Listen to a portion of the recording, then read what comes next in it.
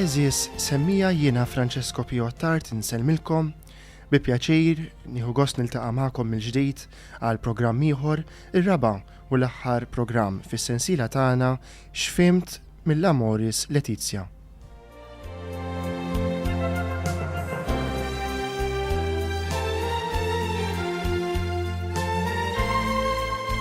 X'fimt mill-Amoris Letizia, il-ferħ tal-imħabba, jiġifieri l-eżortazzjoni apostolika post-sinodali tal-Papa Franġisku, don rigali tal-Knisja u lid-dinja il dawk kollha li jixtiequ jirriflettu bis-serjetà dwar kif ngħixu l-imħabba fil-familja tagħna, il-familja li hija l-qalba u x'hekk il-benniena, il-bejta tas-soċjetà tagħna u li fuqha mbagħad tinbena allura il-komunità kollha tal-bnedmin. U allura l-imħabba illi mhijiex kelma magħluqa biss fl-ispazji tal-Knisja jew fit-teoloġija, hija kelma universali għalkemm forsi ma tiftihemx minn kulħadd l-istess, imma fil-qalba tagħha hemm lotja tiegħek għal persuna l-oħra. Sew jekk hija f'relazzjoni intima, anki sesswali, ta' żwieġ, ta' relazzjoni konjugali, imma wkoll jekk hija bejn il-qraba, bejn l-aħwa, bejn il-ġenituri u l-uliet, bejn il-ħbieb, fil-komunità aktar wiesa fuq il-post tax-xogħol, u anki dik l-imħabba illi tmur lil hemm mill-fruntieri tal-pajjiżi, tal-kuluri tal-ġilda, tal-ilsna, għax hija xi ħaġa illi tista' tivvjaġġa anki fl-ispazju sabiex tilħaq lil dawk li żjed imbeda. L-imħabba pereżempju lejn ħutna illi għalkemm ma nafuhomx imma inħobbuhom għaliex jagħmlu parti mill-istess familja tal-bnedmin anki jekk jgħixu fuq it-tarf ieħor tad-dinja. Dan kollu b'xi mod huwa espress f'dan id-dokument sabiħ tal-Papa Franġisku li iva imma ma niċħax jidħol aktar fil-fond tal-imħabba fil-familja. Għaliex kull imħabba, kull esperjenza ta' mħabba b'xi mod tibda f'dak li aħna nirċievu fil-familja tagħna. L-bniedem meta jitwielet l-ewwel imħabba li jiltaqa' magħha hija appuntu dik tal-ġenituri tiegħu, l-imħabba kważi ta' tħaddina tal-om li hija l-unika ħaġa li jaf meta jiftaħ għajnejh. Imbagħad bil-mod il-mod din l-imħabba tibda tikber, tibda titwessa aktar u mill-esperjenza l-aktar intima li jagħmel tal-imħabba ta' ommu missieru, il-bniedem jibda ftit iduq esperjenzi ġodda ta' imħabba.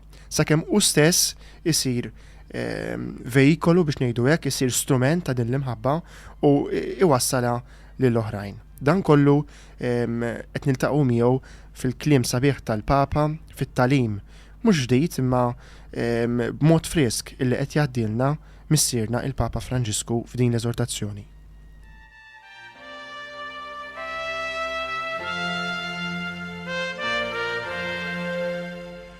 Għalikom illi kontu magħna fil-programmi li għaddew, dan id-diskors mhuwiex ġdid għax tkellim dwaru diġà fit-tliet programmi l-oħra, meta ftit bdejna nagħmlu vjaġġ pass wara l-ieħor ma' din l-eżortazzjoni ġifieri ittra twila illi fija 9 kapitli barra l-introduzzjoni u l-konklużjoni u naturalment dejjem insib ruħi wara l-ħin jiena għax naturalment nieqfu nitkellmu fuq kapitlu li jkollu tant rikkezza, tant għana u allura faċilment wieħed jeħel jirrifletti.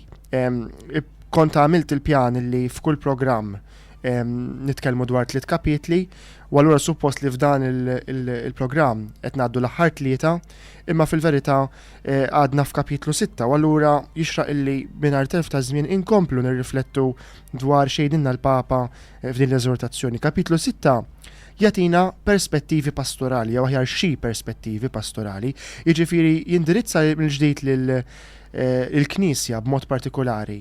Għax meta nitkellmu dwar ħafna drabi nisimgħu il-kelma pastorali. Nużawha kontinwament fid-diskors tagħna anke fil-Knisja. Imma naħseb li sallum hemm min jgħid imma din x'inhi din il-kelma pastorali billi kulħadd juża u billi nitkellmu dwar kura pastorali, dwar il-ħidma pastorali tal-Knisja, dwar il-ministeru pastorali tal-kappellani u l-arċiprieti tagħna, tar-rajja tagħna, dwar operaturi pastorali, ġifieri dawk li jaħdmu fih dan il-Knisja. Il-kelma pastorali kif ċert li ħafna minnkom jifmu ġejja minn pastores, pastor, jiġifieri raj. Kristu huwa r-raj tagħna. Kristu huwa biex ngħidu hekk l-aġent ewlieni pastorali. Allura dan l-aġġettiv pastorali ħireġ propju minnhom raj. Aħna wkoll fil-Malti pereżempju nużaw il-kelma pastur fil-presepju.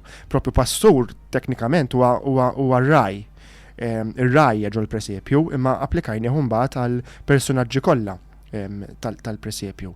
Allura l-kelma pastorali tirreferi għal dik il-ħidma li hija propja tal-Knisja, li hija l-aktar għażiża għall-Knisja, illi fija twettaq il-ministeru jew aħjar testendi il-ministeru ta' Kristu, ir-raj il-kbir, ir-raj tajjeb, fost il-poplu ta' Alla. Jiġifieri dawk kollha li f'isem Kristu, mhux flok Kristu, imma f'isem Kristu, iwettqu ħidma ta' għajnuna, ta' formazzjoni, ta' assistenza mal-poplu ta' Alla, edin propju jwettqu ħidma pastorali. Jiġifieri meta fil-Knisja għandna ministri, meta ngħid ministri jiġifieri għaddejja f'diversi oqsma tal-Knisja, mhux qed nirreferi biss għall-isfijiet u s-saċerdoti u d-djakni, imma anke ħafna lajċi, katekisti u operaturi oħrajn, responsabbli ta' gruppi, jwettqu ħidma għatu per tu ma' persuni li għandhom bżonn.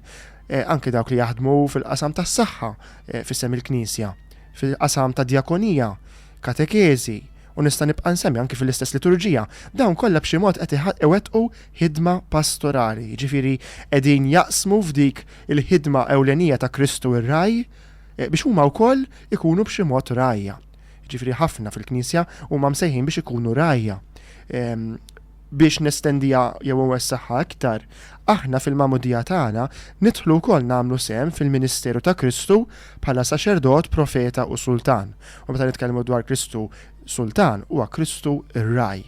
Jiġifieri b'xi mod kollha għandna xi ftit sehem minn dan il-Ministeru bħala mamdin illi nkunu rajja li nirgħu kulħadd naturalment skont l-istat tal-ħajja tiegħu li għalih huwa msejjaħ. Mela, lura l-kapitlu 6 biex ma nerġgħux niddevjaw. Hawnhekk il-Papa qed jipproponi lill-Knisja modi ta' kif tista' timxi iktar qrib tan-nies u tgħinhom f'perspettivi fid-dawl naturalment tat-tagħlim li qed joffrilna. Huma toroq li jorjentaw għal bini ta' familji b'saħħithom u għammiela skont il-pjan tal-Alla. Kif se ngħinu lill familji ikunu familji b'saħħithom, jiġifieri ikollhom ikunu mibnijin verament fuq valuri li jżommu l-familja maquda.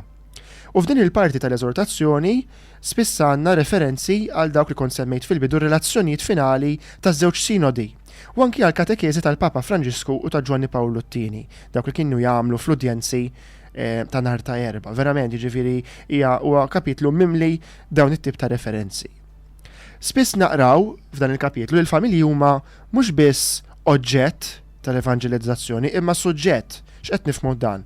Jiġifieri mhux biss il-Knisja għandha tgħin lill-familji, tgħallem lill-familji, tevanġelizza lill-familji, twaslilhom il-Vanġelu, imma mbagħad huma min-naħa tagħhom iridu jsiru din id-darba huma stess dawk li jgħallmu, dawk li jevanġelizzaw, dawk li jgħinu lill-oħrajn.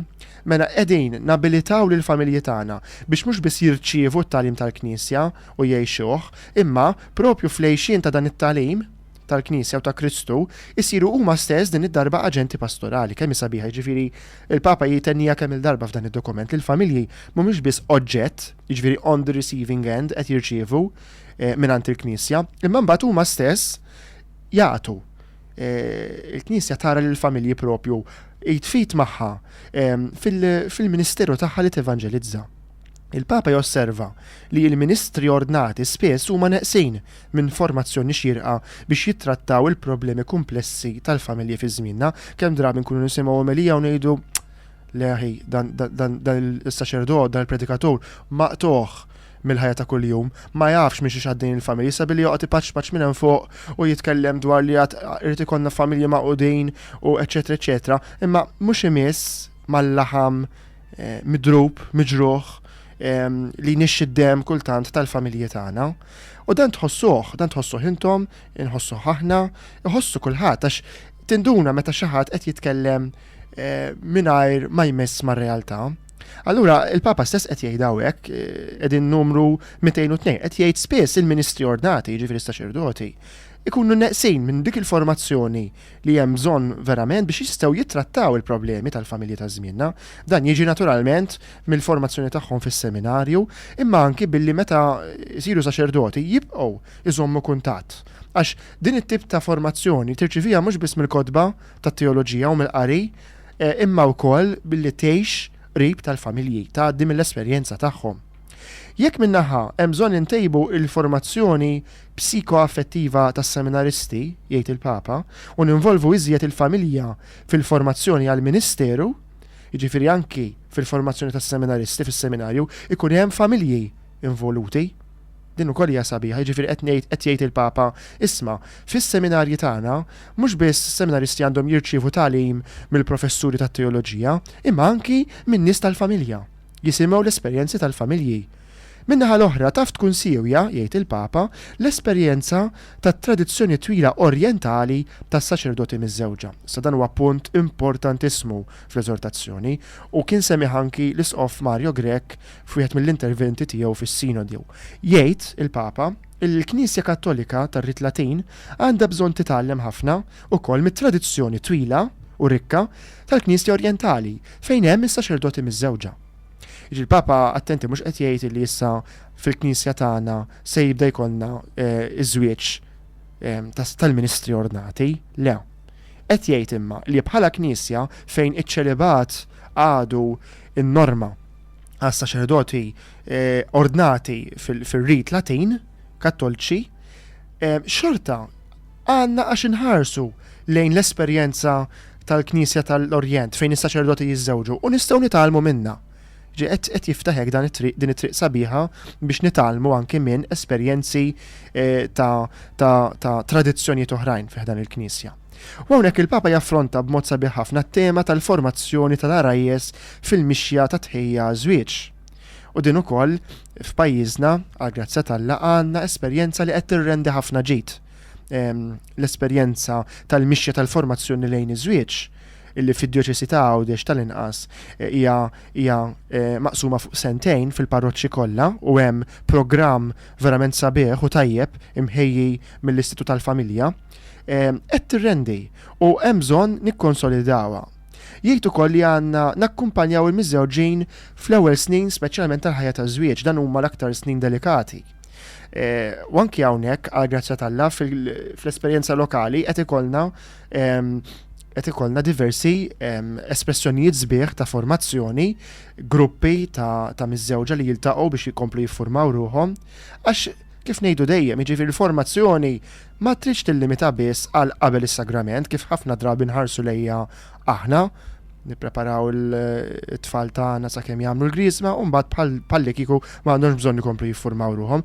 L-istess fiż-żwieġ, nippreparaw l-arajjes tagħna tajjeb ħafna għaż-żwieġ, imbagħad xin jiġu wiċċ imwiċċ mal-ħajja taż-żwieġ u l-isfidi kollha tagħha isibu ruhom waħedhom normalment. Jiġifieri għalhekk tagħmel ħafna ġid l-esperjenza ta' formazzjoni fi gruppi faqdiet, f'movimenti, anki tul il-ħajja taż-żwieġ għandna l-esperjenza pereżempju mhux biss ta' dawn il-gruppi li jiltaqgħu tal-miżżewġin fl-ewwel snin, imma pereżempju tal-komunitajiet ewkaristiċi illi jsostnu lil xulxin, jitgħallmu mill-esperjenzi ta' xulxin, jaraw li l-problemi tal-familja tiegħi huma fil-fatt anke l-problemi ta' familja A, B u C u naqsmu id-diffikultajiet ma' xulxin u hekk nikbru ma neqtewx qalbna ngħinu lil xulxin għal soluzzjonijiet, araw kemm tista' tkun ta' għajnuna kbira meta il-familji ma jgħixux il-ħajja tal-familja waħedhom imma jaqsmuha ma' familji oħrajn. U b'dan mod nistgħu anke naffrontaw sitwazzjonijiet komplessi ta' kriżi għax jgħid il-Papa din sabiħa ħafna. Numru 232 jgħid kull kriżi tostor warajha aħbar tajba li jeħtieġ narfu nisimgħu billi nsinnu il-widna tal-qalb tagħna. Kemm sabiħa din l-espressjoni. Qed jgħid isma' veru kriżijiet ħajkun hemm fil-familji kontinwament, kull familja, m'hemm l-ebda familja li mhux ħatħabba twiċċa ma' kriżi waħda, tnejn, tlieta fil-bidu, fin-nofs, fl-aħħar tal-ħajja tagħha. Imma kull kriżi warajha jista' jkun hemm soluzzjoni biex il-familja tkompli tikber. Meta niltaqgħu ma' diffikultà, dik ħatejn lill-familja biex timmatura aktar. U allura jgħid li għandna niflu ċerti kawżi ta' kriżi anki fosthom id-dewmien ta' maturità affettiva din oħra. Ħafna familji, ħafna rejjes li jitlu għal ħajja ta' żwieġ qabel ma huma maturi verament fuq livell affettiv. Ġifieri f'dak iż-żmien ta' preparazzjoni wieħed għandu jarbel sewwa jekk la rejjes humiex imħejjin biżejjed biex jitlu għal din il-ħajja mhux mill-bowta, jista' jkollhom ħafna flus, jista' jkollhom il-familja kollha warajhom, jista' jkollhom dar sabiħa diġà lesta mibnija palazz. Imma affettivament, jiġifieri fir-relazzjoni li qed jgħixu ma' xulxejn huma maturi biżejjed, dak għandu jkun wieħed mill-kriterji ewlenin għal deċiżjoni fuq jagħmlux il-pass jmiss u jiżżewġux. Barra minn hekk jgħid il-Papa għandna naqraw dwar it-tisħib tal-persuni abbandonati, separati, divorzjati. U hemm bżonn anke riforma, u din fil-fatt il-Papa mhux biss jisħaq fuqha imma anke waqqaf makkinarju apposta biex jgħin f'dan il-każ, naraw kif issir riforma fil-proċessi ta' każi ta' nullità ta' żwieġ. Illi ħafna drabi jkun hemm ħafna dewmien ta' żmien għal xejn meta għandek quddiemek nies li qed jistennew xi tip ta' sentenza tinqata ħalli jistgħu jibqgħu mexjin bil-ħajja tagħhom. Tissemma wkoll it-tbatija tal-uliet f'sitwazzjonijiet ta' konflitt. Ħafna drabi huma l-uliet li iktar li jbatu. U jikkonkludi hekk fil-fatt, id-divorzju hu ħażin. U jħassibna qatih li qed jiżdied l-att ta' divorzji. Ġi qaraw kemm iċari ġieli min qal il-Papa hawnhekk qal li d-divorzju m'għadux ħażin. Għalhekk, bla dubju, il-missjoni pastorali l-aktar importanti li għandna mal-familji hija li nsaħħu l-imħabba u ngħinu biex indewwu il-ġrieħi, hekk li nistgħu nipprevenu li din it-traġedja tkompli tikber fi żmienna. Jiġifieri mhux kif niġġieldulu id-divorzju billi insaħħu lill-familji ħalli quddiem sitwazzjonijiet ta' tifrik jew quddiem problemi li jinqalgħu b'mod naturali fil-ħajja tal-familja ma jitfarkux, ma jitkissrux, imma ikunu ma ikollhom l-għodda it-tajba. Naturalment dan mhux dejjem ħassib soluzzjoni, jew mhux dejjem kull għodda ħatiswa l-istess għal kulħadd, però tal-qas ikunu armati biżejjed sabiex jistgħu jaffrontaw hekk problemi li jiltaqgħu magħhom. Imbagħad isemmi wkoll is-sitwazzjonijiet ta' żwiġijiet imħalta pereżempju, jew fejn il-partijiet ikunu ġejjin minn reliġjonijiet differenti għax anke hawnhekk ikun hemm ċerti komplikazzjonijiet. Il-familji li għandhom fih danhom persuni b'tendenza omosessuali kif ħajaffrontaw hekk din ir-realtà partikolari. U jisħaq mill-ġdid fuq ir-rispett lejn il-persuni b'tendenzi omosessuali u li wieħed jirrifjuta kull tip ta' diskriminazzjoni inġusta jew kull xorta ta' violenza jew aggressjoni. Pastoralment prezzjuża hija l-aħħar parti ta' dan il-kapitlu fejn jitkellem dwar il-mewt, kif naffrontaw l-esperjenza tal-mewt illi tiġi b'mod naturali fuq kull familja.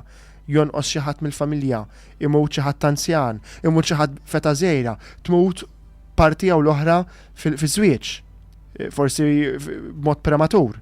X'jiġri f'dan il-każ? Kif il-parti l-oħra jew il-persuni l-oħra li għadhom ħajjin fil-familja se jaffrontaw hekk din ir-realtà tal-mewt. U allura anki jitratta b'mod sabiħ ħafna it-tema tat-telfa ta' persuni eżies u ta' min jisfarmel, jgħid anki min jisfarmel, jeħtieġ issa ħares mod differenti ġdid lejn ir-relazzjoni mal-persuna l-oħra, dik ma ntilfitx għal kollox, imma ma jistax jibqa' fl-istess tip ta' relazzjoni bħal jkun dik għadha ħajja. Ħafna drabi jibqgħu jkun hemm persuni li ma jaċċettaw qatt li l-persuna l-oħra marret, ma għadix fiżikament preżenti qudiemhom u jibqgħu ikaxkru fit-tul anki f'tip ta' relazzjoni illi tagħmlhom ħafna ħsara. Għaliex għax ma jagħmlux dik il-qabża li fi għandhom bżonn l-għajnuna anke tal-Knisja u ta' persuni oħrajn li għaddew mill-istess esperjenza fejn huma minn relazzjoni fiżika affettiva mal-persuna l-oħra qudiemhom magħhom iridu jgħaddu issa tip ta' relazzjoni ġdida fejn dik il-persuna għadha ħajja fil-memorja, fl-imħabba, imma mhix fiżikament preżenti. U hekk din ir-riflessjoni sabiħa fuq il-mewt illi hija waħda mill-esperjenzi qawwija li jolqtu lil kull familja, il-Papa jagħlaq dan il-kapitlu 6 fuq perspettivi pastorali.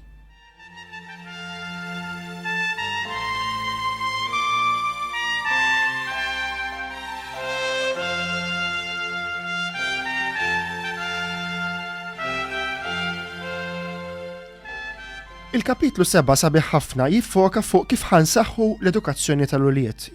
Bil-fors li l-Papa jara illi is-saħħa tal-familja tiddependi ħafna mill-edukazzjoni tal-uliet u l-familja għandha l-ewwel dmir li teduka lill-ulieda qabel il-għalliema, l-iskejjel, il-katekisti, il-knisja, hija l-familja l-ewwel edukatriċi. U hawnhekk jitkellem fuq l-importanza tal-formazzjoni etika, il-valur tal-kastik bħala stimolu. Jiġifieri ħafna drabi l-lum anki bil-ħafna analiżijiet psikoloġiċi li għandna u metodi ġodda ta' pedagogija ngħidu isma' l-kastik m'għadux il-mod kif inti teduka huwa minnu li farhom qodma ta' kastik l-lum m'għadhomx flokhom, imma hemm ukoll valur illi fl-wieħed juri lit-tifel, lit-tifla, lill-uliedu li żbaljaw għax inkella qatt ma jikbru, qatt ma jirrealizzaw li ċerti affarijiet aħjar ma jagħmluhomx u oħrajn għandhom jagħmluhom. Anki ir-realizmu paċenzjuż li qed ikun realistiku fil-mod kif jimxi mal-ulied, jifhem li huma differenti minnu, illi jekk il-ġenituri għandhom mod ta' kif iħarsu l-affarijiet, l-ulied għandhom mod differenti, li forsi għadhom ma maturawx biżejjed, li għandhom bżonn iż-żmien tagħhom. Allura importanti ħafna l-valur tal-paċenzja kif qed naraw. L-edukazzjoni sessuali din importanti ħafna llum jekk il-familja, jekk il-ġenituri ma jedukawx huma lil uliedhom sesswalment, l-ulied ħajfittxu din it-tip ta' edukazzjoni u forsi jsibuha fil-post żbaljat weħedhom. Illum għandna l-internet, illum jitkellmu ma' xulxin, illum jisimgħu u jaraw. Jiġifieri aħjar tkun il-familja illi twassal din l-edukazzjoni milli mbagħad sfortunatament jirċevuha ħażin f'ambjenti oħrajn. It-trasmissjoni tal-fidi kif qed ngħaddu lil uliedna il-fidi li qed valur tant għoli. Sewwa, jiġifieri fl-aħħar mill-aħħar aħniex qed ngħadduha. Illum jiena niddubita fl-aħħar mill-aħħar il-ġenituri żgħar tal-familji tagħna u mhix jgħaddu xi tip ta' fidi lil uliedhom. U dan mhux billi forsi nibagħthom id-duttina darba f'ġimgħa jew darbtejn f'ġimgħa x'illum hekk spiċċajna, imma wkoll billi jiena inkun preżenti fl-esperjenza tal-fidi tagħhom, billi jien ngħinhom jagħmlu l-esperjenza tal-fidi. Jiġifieri kemm ġenituri żgħar illum jieħdu lil uliedhom għal qudies magħhom. Mhux biss darba f'ġimgħa, imma anki forsi matul il-ġimgħa. Jiġifieri hawnhekk forsi ta' min jagħmel riflessjoni wkoll minn dak li qed jgħid il-Papa kif nedukaw lill-uliedna. U l-importanti f'dan kollu l-Papa jinsisti fuq valur li naħseb għall-edukaturi kollha, jiġifieri mhux biss għal dawk li jedukaw fil-fidi, huwa essenzjali. L-attenzjoni jgħid il-Papa għal gradwalità. Jiġifieri għal dawk il-passi ċkejknin li jistgħu jiġu mifhuma, milquha u apprezzati. Mela jien ma nistax niġri, jiena ma nistax ma tfal li għandhom il-pass tagħhom, ma nistax nimxi b'pass tiegħi, irid nimxi bil-pass tagħhom, hekk biss ngħinhom jikbru. Hemm paragrafu f'dan il-kapitlu sinifikattiv ħafna, anki dik li hija pedagoġija, fejn Franġisku jafferma b'mod ċar illi l-ossessjoni ma tedukax, ma jistax ikollna kontroll tas-sitwazzjonijiet kollha li fihom jistgħu jsibu ruħhom uliedna. Jekk ġenitur u iffissat biex ikun jaf fejn mar ibnu u joqgħod jikkontrolla l-movimenti kollha tiegħu, ikun qed ifittex biss li jiddomina l-ispazju tiegħu. Hekk ma jkunx jedukah, ma jkunx jgħinu jikber, ma jkunx jippreparah biex iħabbat wiċċu mal-isfidi. Dak li għandu jinteressana l-ewwel u qabel kollox huwa li nnislu fi wliedna b'ħafna mħabba modi kif jistgħu jimmaturaw fil-libertà tagħhom, fejn iħossuhom imħejja, fejn jikbru b'mod sħiħ u tiġi kkultivata l-awtonomija awtentika tagħhom. Kemm hu sabiħ, jiġi l-Papa qed jgħid isma' ma nedukawx il-uliedna billi nġeluhom jagħmlu dak li rridu aħna, billi l-ħin kollu nkunu fuqhom qasa bħal seqer, b'dak il-mod mhux nedukawhom inkunu imma injassruhom. Nedukaw il-uliedna billi nagħtuhom spazju fejn huma jimmaturaw fil-libertà tagħhom. Naturalment dan joffri ħafna sfidi, kultant joffri iġib waqat, iġib insuċċessi, imma xorta waħda ma rridux naqtaw qalbna, dak huwa l-mod kif nedukaw. Ta' min jinnota wkoll f'din it-taqsima f'dan il-kapitlu it-taqsima dedikata lill-edukazzjoni sesswali li hu jintitola b'mod tassew espressiv, jgħid iva għall-edukazzjoni sesswali.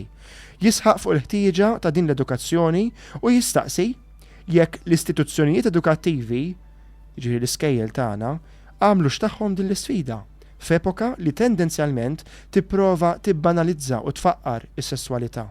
U jgħid li dan għandu jsir fil-qafas ta' edukazzjoni lejn l-imħabba, lejn lotja reċiproka, jiġifieri reċiproka. Jiġifieri l-edukazzjoni sesswali rridu ħarsu lejha f'dan il-qafas. Is-sess il-ħajja sesswali hija kollha qotja. Is-sess mhux qiegħed għal jien għal pjaċir tiegħi biss, imma qabel xejn qiegħed biex jinningħata għal persuna l-oħra. Iwissi wkoll dwar l-espressjoni safe sex għax din tagħti l-idea ta' atteġġjament negattiv lejn il-finalità naturali prokreattiva tas-sesswalità. Bħalli kieku l-wilt li jista' jiġi fid-dinja kien xi għadu li rridu nipproteġu ruħna minnu. Alla ħares naslu f'dan l-istat li naħarsu lejn il-ħajja li tista' tiġi bħala għadu, aħjar naraw kif nagħmlu biex nipprevenu ħalli ma mhux titfaċċa xi tarbija fil-proċess. U dan huwa mod ħafna negattiv u ikraħ ta' kif inħarsu lejn ħajja ġdida li hija don. Għalhekk jgħid il-Papa jekk nagħmlu hekk, jekk nitfgħu ħafna enfasi fuq is-safe sex inkunu nippromovu l-aggressività narċisista minflok atteġġjament illi fih nkunu kapaċi nilqgħu dak li Alla jagħtina bħala don.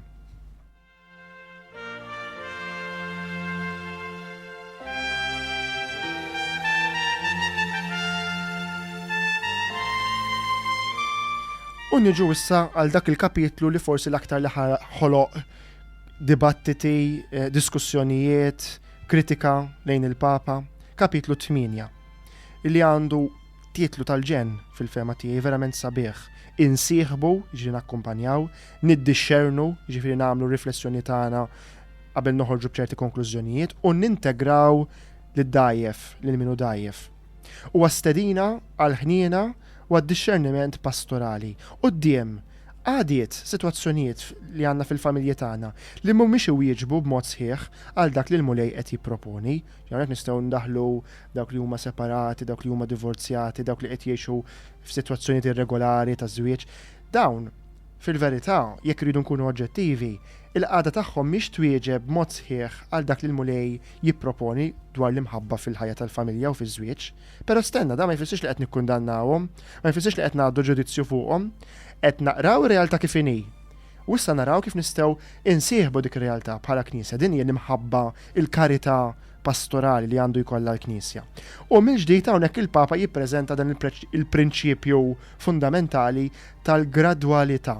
Jiġifieri l-importanza li nimxu pass pass ma' kull persuna, ma' kull familja, ma' kull koppja skont il-qagħda li tinsab fiha. Inqgħod li jinnoqgħod nipproponi ideal li ma jistax jintlaħaq, pjuttost irid nimxi mal-persuna, nilbes iż-żarbun tagħha, nara fi x'inhi biex imbagħad nista' ngħinha.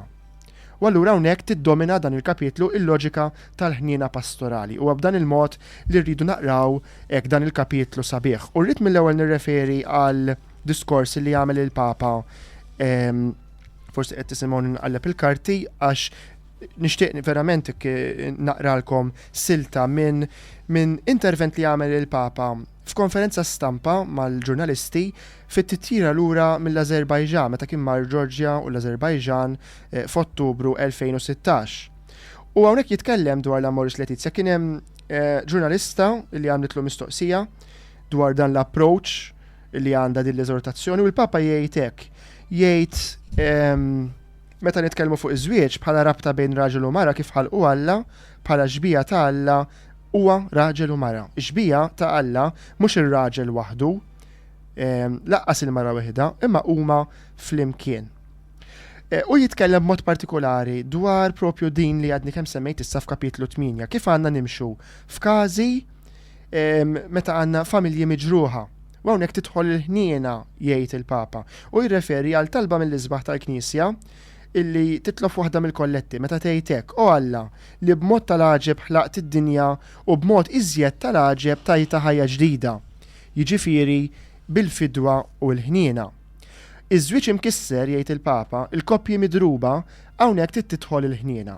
Il-prinċipju huwa dan, imma id-djufijiet tagħna ta' bnedmin jeżistu, id-dnubiet jeżistu u l-aħħar kelma qatmi ta' djufija, l-aħħar kelma qatmi ta' dnub, l-aħħar kelma hi tal-ħniena. U l-Papa jirreferi, jieħu gost jirreferi, din diġà irreferi għalija kemm il-darba, għal ġbija illi hemm fil-Katedral ta' Santa Maria Maddalena Vesalej, f'kapitel sabiħ li hemm fuq barra ta' dan il-katedral li huwa tal-epoka medjevali, fejn naraw lil Ġuda mgħallaq bil-sinu barra, għajneħ imqabża l-barra, fuq naħa. Imbagħad fil-parti l-oħra ta' dan l-istess kapitel naraw lil Ġesu ir-rajt tajjeb illi jerfgħu u jieħdu miegħu. Jekk inħarsu tajjeb lejn wiċċ Ġesu jgħidilna l-Papa, hu ġbejn Ġesu huma imnikta minnaħa imma mill-oħra bitbissima ċkejkna ta' kompliċità. Dawn fehmu x'inhi l-ħniena, jgħid il-Papa, ma' Ġuda. Ma nafx fimtux eżis semmija. Jiġifieri qed jgħid isma' f'dan l-istess kapitel f'din iġbija li hemm imnaqxa f'dan il-katedral. Ġbija antika li mhux tal-bieraħ jew l-bieraħ lura tal-Medjuevu qed ngħidu s-seklu 13. Għandna ġbija minnaħa ta' Ġuda li jinsab mgħallaq, jiġifieri d-disprat dan li ċaħat lil Ġesu u mar jitgħallaq li fajnejna huwa mitluf issa dan, m'hemmx ħnien għalih, m'hemmx salvazzjoni u x'hekk inħarsu lejn Ġuda. Imma f'dan il-kapitel f'din iġbija minnaħa l-oħra naraw lil Ġesu ir-Rajt Tajjeb illi qed jerfa' lil Ġuda mgħallaq fuq spalleħ. Jiġifieri anke għal dan il-bniedem hemm xi tip ta' ħniena. U l-Papa għaliex isemmi dan l-eżempju għax jgħid f'dan il-kuntest hemm bżonn inħarsu wkoll lejn dak li jgħid f'kapitlu 8 tal-Amoris Laetitia. Meta jitkellem dwar iż-żwieġ u dwar il-problemi li jitfaċċaw fiż-żwieġ. Kif allura nħejju għaż-żwieġ, kif nedukaw lil uliedna, u mbagħad fit-8 kapitlu meta jitfaċċaw il-problemi kif ħansolvuhom. Jissolvew jgħid il-Papa f'4 kriterji. Nilqgħu lil familji miġruħa, inseħbuhom, niddixxernu kull każ għalih, dan semmejtu kemm il-darba u anki jien fil-bidu ta' din is-sensiela qedtilkom mill-ewwel li dan huwa prinċipju bażilari tal-Amoris Laetitia. Hemm bżonn niddixxernu kull każ għalih. Ma npoġġux kollox f'keffa waħda u nintegraw, nibnu minn ġdid. Araw is-sens ta' tama ta' ħniena li ma naqtawx qalb minn qiegħed miskin fit-tajn, imma naraw kif ħanejnuh biex jibni minn ġdid. Mhux naqbdu u nitfgħu il-mannara u naqtaw l-irjus. Dan hu il-mod jgħid il-Papa kif nikkollaboraw f'dan it-tieni ħolqien illi l-mulej irid iwettaq. L-Amoris Laetitia l-Amoris Laetitia ma rridux inħarsu lejha biss minn kapitlu 8 għax jgħid il-Papa kulħadd jaqbes għal kapitlu 8. Le, trid taqra mill-bidu sal-aħħar. U x'inhi l-qalba? Imma dan jiddependi minn kull wieħed u waħda. Għalija l-qalba il-fus tal-Amoris Laetitia huwa r-raba' kapitlu li jservi għal ħajja kollha. Imma trid taqra kollha kemm hi u terġa' taqra kollha u tiddiskutiha kollha. Hija ġabra waħda flimkien. Jiġifieri il-Papa hawnhekk għamel diskors importanti fuq kif hu stess iħares lejn l-eżortazzjoni li kiteb, qed jgħid l-ewwel nett ma tistax taqra kapitlu 8 taqbes għal kapitlu 8. Ħafna qabżu għal dan il-kapitlu għax fihem forsi ċertu diskors anki fuq il-familji divorzjati, eċċetera. Jgħid ma tistax taqbes fuq dak il-kapitlu. Jgħid li tittaqra allura anki dan il-kapitlu invista tal-eżortazzjoni kollha kemm hi u jgħid li għalih jekk hemm kjavi di lettura, jiġifieri jekk hemm kapitlu li minnu titlaq biex imbagħad tifhem l-eżortazzjoni kollha anke dan il-kapitlu 8 huwa l-kapitlu 4 illi ħarisna lih fil-programm li għadda li huwa l-kapitlu li jitratta l-innu lill-imħabba ta' San Pawl u kif il-Papa mbagħad japplikah għal ħajja tal-familja kollha. Fuq dan il-kapitlu 8 għandi ħafna iżjed xi ngħid għax huwa kapitlu importanti kif qed nisimgħu, jiġifieri ħafna waqfu fuqu, ħafna kritikawh, ħafna ġurnalisti naturalment qabdu xi biċċa minnu naturalment għax hekk interessom. Però ħanieqfu ftit mid-diskors u ħanisimgħu intervent xkejken illi kien għamel l-isqof tagħna, l-isqof Mario Grech, meta ħarġet l-Amoris Laetitia, kien għadda xi kummenti ġenerali dwarha li jistgħu jenuna biex ikollna viżjoni iktar sħiħa ta' din l-eżortazzjoni. Jiena nħossni ferħan biex ngħidlek li il-Papa tagħna dan id-dokument dwar bxara tajba dwar il-familja li tant għandna bżonna illum meta uħud donnom jaqtaw qalbhom mill-ħajja taż-żwieġ u tal-familja. Il-Papa qed jgħidilna isma' il-familja qed baqala funzjoni importanti ħafna fis-soċjetà u għalina li nemmnu għall-insara l-esperjenza taż-żwieġ u tal-familja hija wkoll waħda mit-toroq illi tenna biex nikkomunikaw ma' Alla biex nagħmlu esperjenza ta' Alla. U Alla huwa proposta għal kulħadd. U allura ħadd ma jista' jiġi esklus, infixkel, il-Papa jgħid maqtuh mill-komunità li qiegħda tagħmel esperjenza ta' Alla. U allura f'dan il-kuntest nara dak li qed tistaqsini inti, ġifieri il-bżonn li bħala komunità ekklezjali aħna nkunu bil-bibien miftuħa biex ninkludu lil kulħadd. Tajjeb, fili ħadd ma għandu iħossu b'xi mod jew ieħor maqtuħ mill-bqija tal-komunità. Issa tistaqsini li min huma dawn il-persuni. Dawn kollha illi jixtiequ jagħmlu esperjenza ta' Alla, ta' Ġesu Kristu f'ħajjithom, imma minħabba il-limiti umani tagħna ikollna ċertu diffikultajiet biex ma ngħidx ukoll ċertu fallimenti. Allura din hija il-viżjoni li qiegħed jagħtina il-Papa tal-Knisja b'risq il-familja illum. Il-Papa reġa' f'dan id-dokument tenna dak li qalilna madwar sena ilu, meta tagħna regoli ġodda kif il-uħut mill-każijiet quddiem trattati mit-Tribunali tal-Knisja jiġu trattati, investigati b'mod iktar ħafif. Jiġifieri m'hemm bżonn dak it-tul tas-soltu. Jiena naf li sew l-Arċisqof Xikluna kif ukoll fid-Diċeżi ta' Għawdex tajna istruzzjoni lit-Tribunali tagħna biex jiġu implementati dawn in-normi il-ġodda. Nilqakom lura għat-tieni parti tal-programm tagħna x'fimt mill-Amoris Laetitia.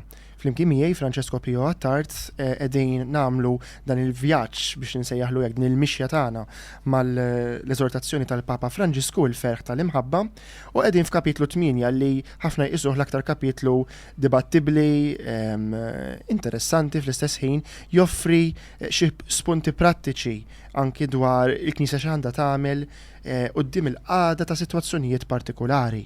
Fil-fatt, it-tmin kapitlu kif konna qed ngħidu huwa stedina biex insieħbu, niddixxernu u nintegraw. Sitwazzjonijiet ta' djufija, sitwazzjonijiet komplessi, meta ngħid komplessi ġifieri mhux lakemm taqbatu tgħaddi ġudizzju hekk, tistudja sewwa s-sitwazzjoni. U sitwazzjonijiet irregolari nsejħulhom aħna, ġifieri fejn mhuwiex żwieġ regolari għal xi raġuni jew oħra. Biex tifmuni żgur, ġifieri fejn hemm id-divorzju, pereżempju, fejn hemm żwiġijiet imħalta, partikolarment żwiġijiet fejn persuna tkun fil-Knisja oħra ma tkunx u jinqalgħu ċirkustanzi partikolari, fejn qed jistennew annullament, fejn ikun hemm relazzjoni li tkissret u waħda mill-partijiet jew it-tnejn qabdu relazzjoni oħra barra miż-żwieġ. Situazzjonijiet ta' infideltà u nistgħu nibqgħu nsemmu għax ġifieri x'in tibda tistudja dawn is-sitwazzjonijiet tinduna kemm kull każ titvera taraħ għalih. Il-Papa hawnhekk f'dan il-kapitlu joffri spunti għal discerniment dwar kif ħanimxu f'dawn is-sitwazzjonijiet. U d-discerniment huwa importanti ħafna, ġifieri li kull każ il-Knisja tagħmel discerniment fuq kif ħannimxi ma' din il-koppja, ma' din il-persuna. Huwa kapitlu delikat ħafna. Biex taqrah trid tiftakar illi spiss nikwota xogħol il-Knisja jiġbaħ lil dak ta' sptar fuq il-kamp tal-battalja.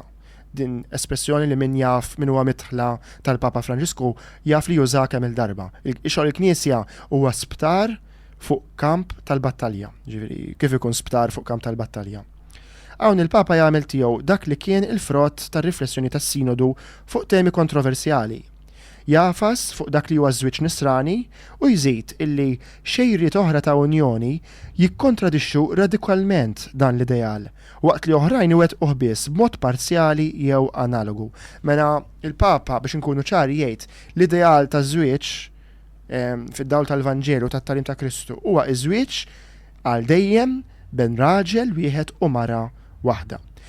Modi oħra ta' għaqda ta' unjoni huma kontra dan l-ideal tal-Vanġelu, waqt li hemm oħrajn illi forsi b'mod parzjali biss iwettquh, jiġifieri forsi mhux b'mod sħiħ imma b'mod parzjali. Il-Knisja għalhekk ma tonqosx li tagħti valur li jixirqilhom l-elementi pożittivi preżenti f'dawk is-sitwazzjonijiet li għadhom ma jaqblux jew ma għadhomx jaqblu mat-tagħlim tagħha fuq iż-żwieġ.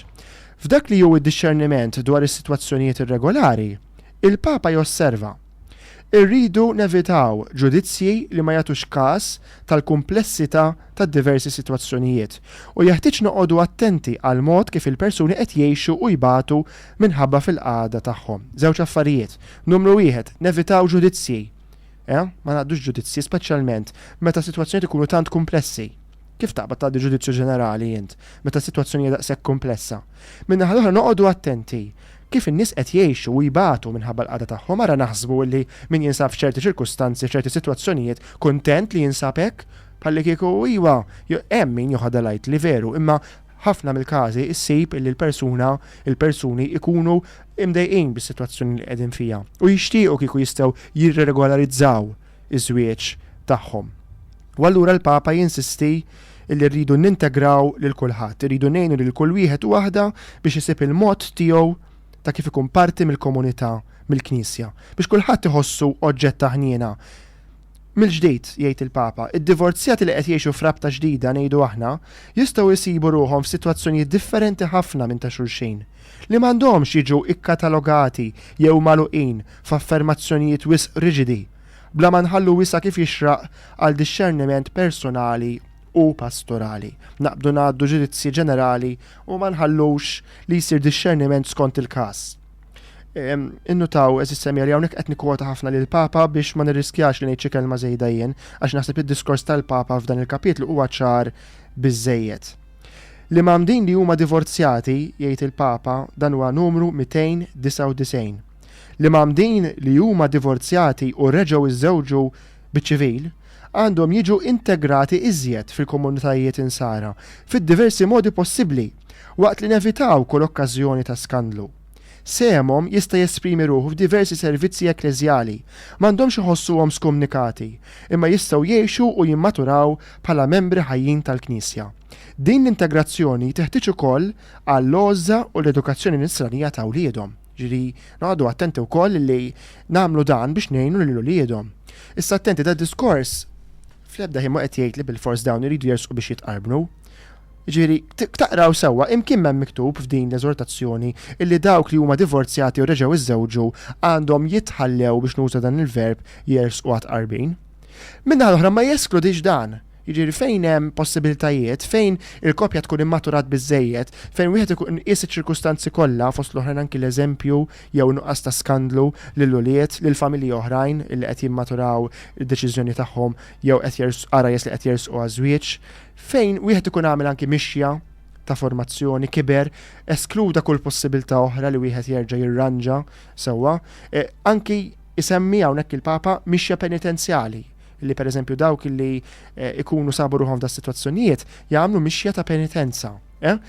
Imbagħad wieħed forsi jista' jasal ukoll biex jammettihom għal sagramenti.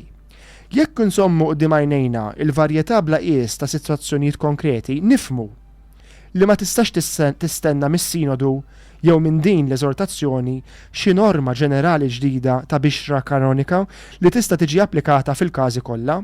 Huwa possibbli biss inkoraġġiment ġdid lejn disċerniment personali u pastorali responsabbli tal-każi partikolari li għandu jaraf li billi l-grad ta' responsabilità mhuwiex l-istess f'kull każ, il-konsegwenzi jew l-effetti ta' norma mhux neċessarjament għandhom ikunu dejjem l-istess. Tista' tkun ċar iktar minn hekk morru waqrawha. Amoris Letizia numru 300. Ħan nirrepetija. Jekk inżommu quddiem għajnejna il-varjetà bla qies ta' sitwazzjonijiet konkreti, kemm hawn sitwazzjonijiet konkreti imma li huma differenti minn xulxin, varjetà bla qies, nifmu li ma tistax tistenna mis-sinodu jew minn din l-eżortazzjoni xi norma, jiġifieri xi liġi, xi preċett ġenerali ġdida ta' bixra kanonika li tista' tiġi applikata fil-każi kollha, huwa possibbli biss inkoraġġiment ġdid lejn disċerniment personali u pastorali responsabbli tal-każi partikulari li għandu jaraf li billi il-grad ta' responsabilità mhuwiex l-istess f'kull każ, mhux kull każ min qiegħed fih huwa responsabbli l-istess anke tal-ħtija li jkun wettaq. Il-konsegwenzi jew l-effetti ta' norma mhux neċessarjament għandhom ikunu dejjem l-istess. Mena l-istess liġi jew l-istess norma ma tapplikax għal kulħadd bl-istess mod. U allura l-Papa hawnhekk jelabora b'mod profond fuq x'inhuma il-karatteristiċi tal-mixja li għandha tagħmel il-Knisja biex issieħeb lil dawn il-persuni. Għal dan il-għan jerġa' jsejjaħ lill-Knisja biex tirrifletti fuq x'inhuma l-kundizzjonamenti u ċ-ċirkustanzi li qed iżommuha fejn tidħol il-kontabilta u r-responsabilità tal-emejjel tagħha. U jikkwota fost l-oħrajn il-San Tomas d'Aquino u isemmi anki xi ħaġa li kien diġà qal il-Papa Benedettu 16 illi lil dawn il-koppji li jinsabu f'sitwazzjonijiet irregolari għandna nagħmlu minn kollox biex nintegrawhom. Din kien diġà qara Benedettu 16. Fl-aħħar parti ta' dan il-kapitlu jitkellem il-Papa dwar il-loġika tal-ħniena pastorali u jgħid hekk: li nifhmu s-sitwazzjonijiet eċċezzjonali qatt ma jimplika li naħbu id-dawl tal-ideal iżjed sħiħ, lanqas li nipproponu xi ħaġa inqas minn dak li Ġesu irid joffri lil bniedem. Illum iżjed milli pastorali tal-fallimenti huwa importanti l-isforz pastorali biex insaħħu żwiġijiet u hekk nipprevenu t-tifrik tagħhom. Mela flok nagħmlu pastorali, flok il-Knisja toqgħod tafas fuq kif issa lil dawk li fallew fi żwieġ rridu naraw kif norjentawhom eċetera eċetera, li huwa importanti, il-Knisja pjuttost taħdem biex twettaq pastorali ħalli ssaħħaħ iż-żwiġijiet. Mela qed jgħid il-Papa ftit kliem, ejja nsaħħu żwiġijiet, ejja ngħinu lill-familji diġà bil-preparazzjoni lil arajjes u billi nkomplu nimxu magħhom meta jkunu żewġu. U hekk inkunu qed nipprevenu li dawn jitfarku. Għax ħafna drabi għalfejn għandna t-tifrik, għax għandna familji li jersqu lejn għandna rajjes li jersqu lejn iż-żwieġ mhux preparati, emozzjonalment, affettivament, psikoloġikament, anki spiritwalment, u għax għandna familji li jibdew il-ħajja ta' żwieġ weħidhom mingħajr ma jsibu min jakkumpanjhom fost l-oħrajn il-Knisja. Fl-aħħar nett il-Papa nikkwota jgħid hekk f'dan il-kapitlu: xi drabi jiswielna ħafna li fil-pastorali tagħna nagħmlu wisa għall-imħabba bla qies ta' Alla. Qed impoġġu wisq kundizzjonijiet għal ħniena hekk li battalnija mis-sens konkret u mit-tifsira vera tagħha, u dan hu l-agħar mod kif inġibu fix-xejn il-Vanġelu.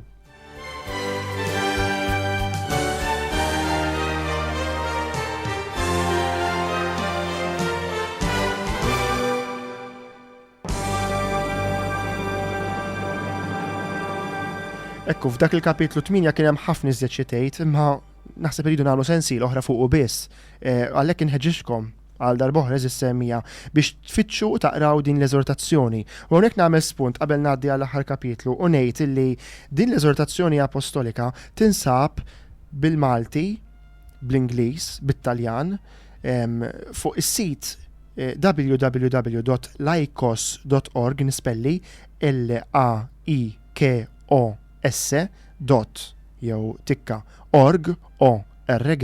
li hija s-sit tas-Segretarjat tal-Lajċi tal-Arċidjoċesi ta' Malta. Hemm paġna dedikata kollha lil din l-eżortazzjoni illi tirriproduċi id-dokument b'diversi lingwi, prinċipalment bil-Taljan, bl-Ingliż, bil-Malti, traduzzjoni għal Malti, u hemm ukoll magħha taqsima sieħa ta' riżorsi tistgħu tisimgħu programmi li saru dwarha, fost l-oħra ħajkun hemm ukoll dan is-sett ta' programmi li qed nagħmlu. Hemm anki tarif diversi lingwi fuqha, sussidji, mistoqsijiet, hemm sessjoni interessanti, 9 mistoqsijiet u tweġibiet fil-qosor fuq l-eżortazzjoni. Hemm anki werrej analitiku, jiġifieri inti pereżempju tittaf xettejt l-eżortazzjoni dwar abort, jew dwar familji mkissra, jew dwar l-edukazzjoni tal-uliet. Tista' tfittex u jgħidlek f'liema paragrafi issib dan it-tagħlim tal-Papa. Araw kemm hemm riżorsi. Hemm anki filmati. Hemm anki l-interventi li jagħmlu iż-żewġ isfijiet tagħna, wieħed minnhom semmajtulkom issa.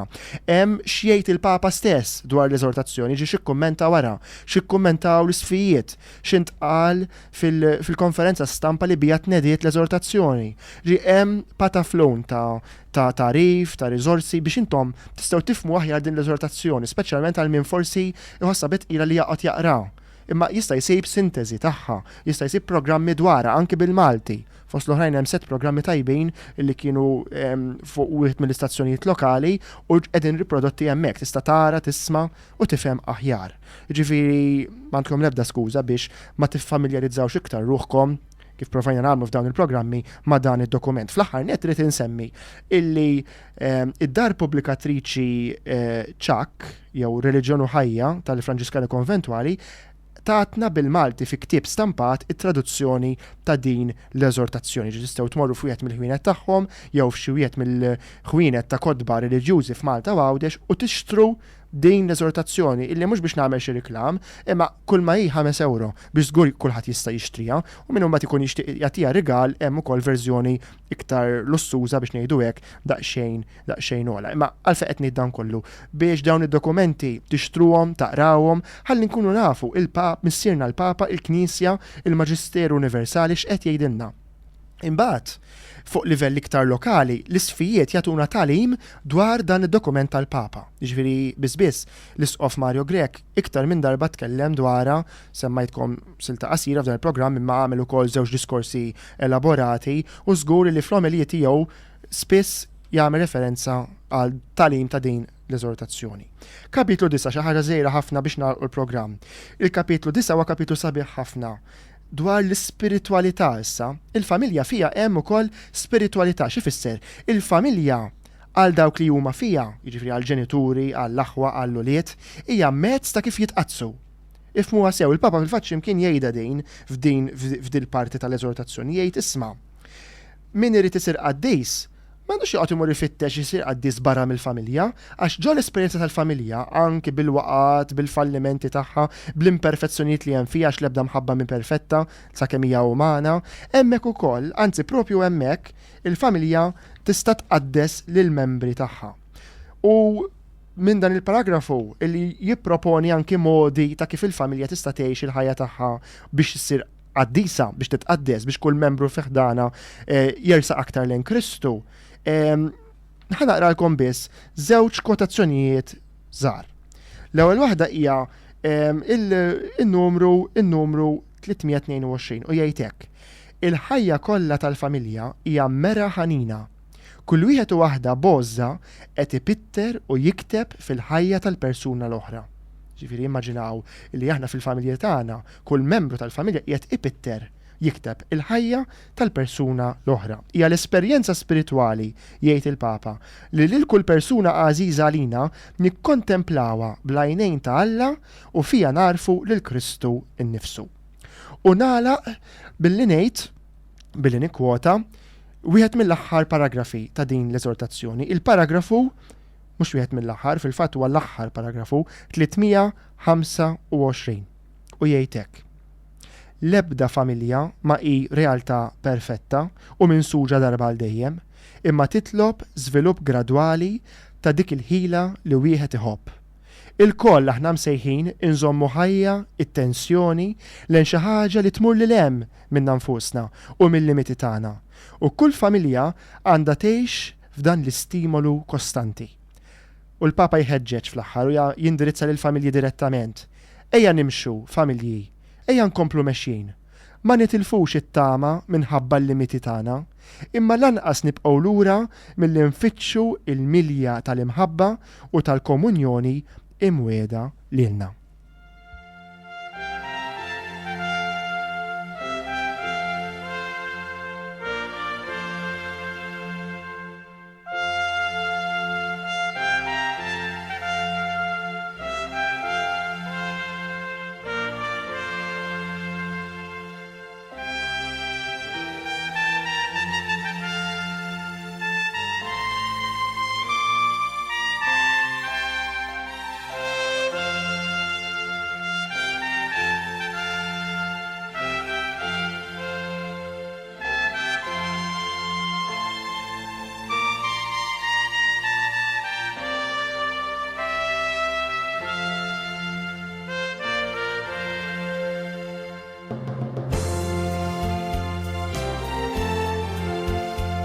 U hekk semmija il-ħin tagħna anke llum jiskadi, kienu 4 programmi mimlijin b'ħafna tarif dwar din l-eżortazzjoni illi biex nagħlaq b'dak li l-Papa stess qal f'diskors li jagħmel fid-Djoċesi ta' Ruma f'Ġunju 2016, din l-eżortazzjoni biex naqraw għandna bżonn dawn it-tliet ġbijat. Il-ħajja ta' kull persuna għandha tiġi trattata b'ħafna rispett u ħafna għoża, speċjalment meta nirriflettu fuq ħwejjeġ u fuq diffikultajiet li tkun għaddejja minna l-familja. Noqogħdu attenti li ma nħadmux pastorali tal-ftit u nagħtu spazju lill-anzjani biex jistgħu jerġgħu jibdew joħolmu. Ma tlitx biha sbieħ ħafna li jistgħu jenuna wkoll naqraw din l-eżortazzjoni. Ma fuq kollox li nakkumpanjaw, illi nsieħbu li nqisu kull każ għalih, illi naraw illi ħadd ma jaqalura din il-mixja umana illi titwassalna lejn l-imħabba perfetta li hija dik li jagħtina Alla. Jiena qabel nagħlaq dan il-programm nixtieq minn qalbi nirringrazzja lilkom is-semmija illi kontu miegħi u segwejtu b'attenzjoni dawn il-programmi, nittama li jentkom tifhmu xi ftit iktar mill-qrib dan id-dokument sabiħ li qed jagħtina l-Papa. Fitxu u morru aqrawh. Nirringrazzja fuq kollox lil tim tal-produzzjoni ta' dan il-programm, l-Sur Lerio Spiteri, l-Radio Lauretana illi offra l-studios tiegħu sabiex stajna nirrekordjaw dawn il-programmi u nipproduċuhom għal diversi stazzjoni oħrajn u nittama allura illi il-qudiem ikun hemm okkażjonijiet oħrajn illi fihom nidħlu iktar fil-fond ta' xi aspett jew ieħor ta' din l-eżortazzjoni sabiħa. Nagħlaq din is-sensiela ta' 4 programmi billi flimkien nistedinkom u nitolbu it-talba li bija jagħlaq il-Papa din l-eżortazzjoni, it-talba li hu qed jipproponi lil familji kollha ikomplu jitolbu lill-familja mqazza li għal-mudell sabiħ tagħna biex ngħixu l-imħabba fil-familja. Ġesu, Marija u Giuseppi, fikom nikkontemplaw il-ġmiel tal-imħabba vera u lejkom induru b'fiduċja. O familja mqazza ta' Nazaret, għamel li anki l-familji tagħna ikunu mkejjen ta' komunjoni u ċenakli ta' talb, skejjel awtentiċi tal-Evanġelju u knejjes xkejkna tad-dar. O familja mqazza ta' Nazaret, nitolbuk li qatt iżjed fil-familji tagħna ma nġarbu vjolenza, eluq u firda. Kull min kien miġruħ jew skandalizzat ħajsib minnu fih faraġ u fejqan. O familja imqazza ta' Nazaret, għamel li l-kol kemm aħna narfu il-karattru qaddis u bla mittifes tal-familja, tal-ġmil tagħha fil-pjan ta' Alla. Ġesu, Marija u Giuseppi, isimgħu u wilqgħu it-talba tagħna. Amen.